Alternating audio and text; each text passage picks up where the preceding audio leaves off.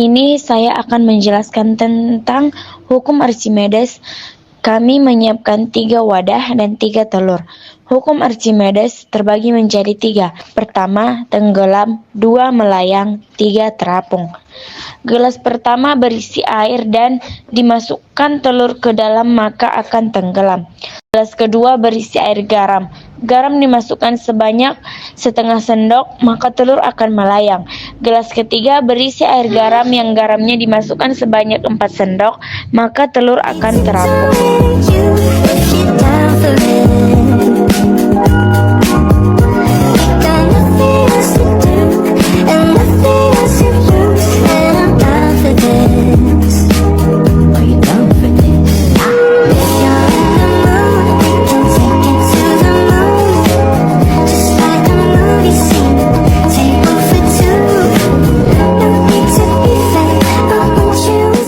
Selanjutnya adalah tegangan permukaan. Tegangan permukaan adalah gaya yang bekerja pada permukaan cairan, menyebabkan permukaan tersebut berkontraksi dan berperilaku seperti membran elastis.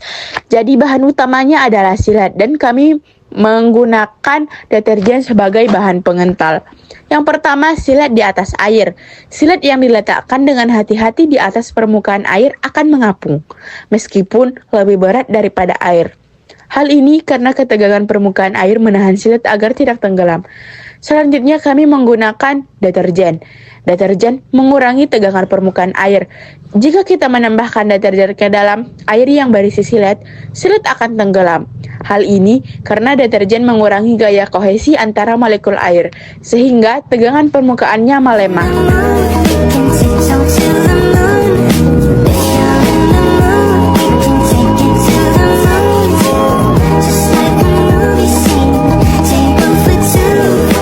A few moments later.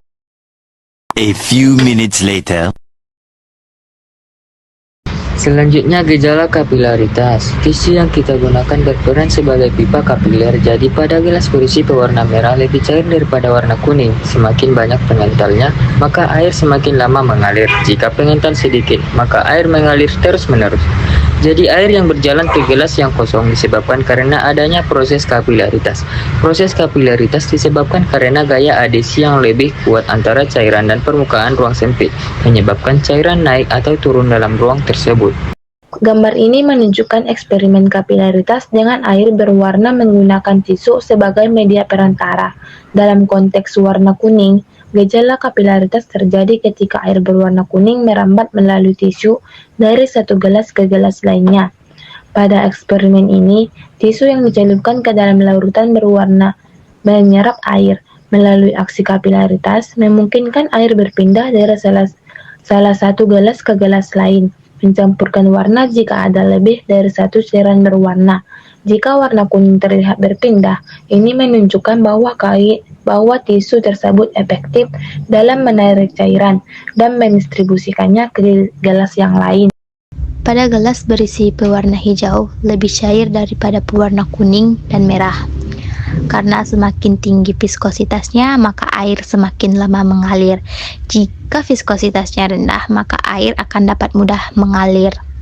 Pada tisu, air menyebar melalui pori-pori kecil yang memungkinkan cairan untuk bergerak melalui tisu tersebut. Jadi, air yang berjalan ke gelas yang kosong disebabkan karena adanya proses kapilaritas. Proses kapilaritas disebabkan karena adanya gaya adesi yang lebih kuat antara cairan dan permukaan ruangan sempit, menyebabkan cairan naik atau turun dalam ruangan tersebut.